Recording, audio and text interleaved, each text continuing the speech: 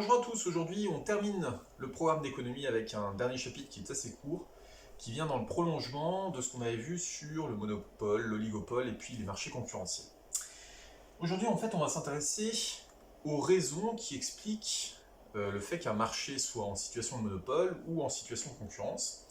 Et on va voir comment se comportent à la fois les entreprises et l'État pour changer la structure de ces marchés. Déjà, je voudrais qu'on revienne sur la notion de monopole qu'on avait déjà rencontrée lors du chapitre précédent. Je vous rappelle qu'un monopole, c'est une situation où vous avez une seule entreprise qui produit un bien ou un service donné, et par contre, elle s'adresse à un nombre très important de consommateurs, donc il y a une seule entreprise qui propose ce produit. Il faut savoir qu'il y a trois raisons qui peuvent expliquer un monopole. Première raison, le monopole légal.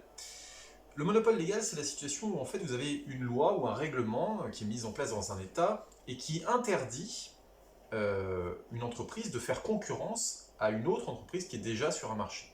Donc, du coup, l'entreprise qui est en situation de monopole, elle ne pourra pas avoir de nouveaux concurrents parce que la loi interdit les autres entreprises d'éventuellement s'installer sur ce marché. Il y en a de moins en moins.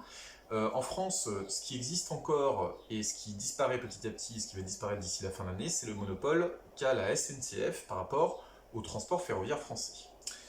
Deuxième possibilité, le monopole naturel. Là, c'est la situation où en fait une entreprise se retrouve en monopole tout simplement parce qu'elle est bien meilleure que les autres, bien meilleure que les autres entreprises qui ont essayé de s'installer sur ce marché et qui n'ont pas réussi à faire concurrence à cette entreprise. Et dernière possibilité à laquelle on va s'intéresser plus particulièrement aujourd'hui, c'est le monopole technologique. Le monopole technologique ou le monopole technique, c'est lorsqu'une entreprise se situe en monopole tout simplement parce qu'elle a inventé quelque chose, elle a fait une innovation, et cette innovation est protégée par un brevet. Il faut savoir que quand vous faites une invention, quand vous découvrez par exemple une nouvelle technologie, vous allez avoir la possibilité en France de déposer un brevet qui est en fait une déclaration dans laquelle vous expliquez ce que vous avez trouvé. Et en fait, vous allez déposer cette déclaration à l'INPI, l'Institut national de la propriété intellectuelle. Et ce brevet va vous protéger pendant 20 ans au maximum contre d'éventuels concurrents qui voudraient essayer de recopier votre invention.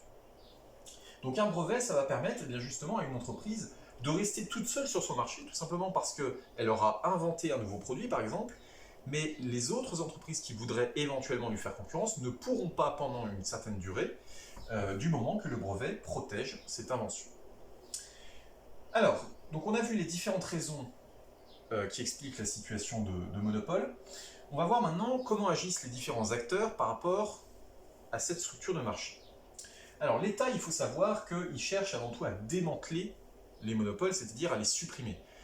On l'avait déjà vu, la raison, c'est tout simplement que le consommateur n'est pas gagnant dans cette histoire, puisque quand il y a un marché qui est en monopole, le consommateur a moins de choix qu'il s'offre à lui, et surtout, le prix de vente est plus élevé que s'il y avait une concurrence. Donc l'État, lui, il cherche à démanteler les monopoles, à les supprimer, et c'est notamment une décision qui est impulsée par l'Union européenne. L'Union européenne cherche avant tout à supprimer les monopoles. Par exemple, en France, où nous avons dû mettre en place de la concurrence sur le marché de l'électricité. Avant, c'était EDF qui avait le monopole.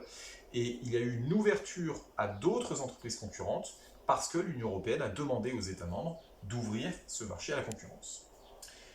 Du côté des entreprises, évidemment, c'est l'inverse. Les entreprises, quand elles sont installées sur un marché, elles essaient de faire en sorte que l'intensité concurrentielle soit la plus basse possible. Donc elles cherchent à réduire l'intensité concurrentielle, à faire en sorte de se rapprocher le plus possible du monopole pour être toutes seules sur ce marché et essayer d'en profiter un maximum.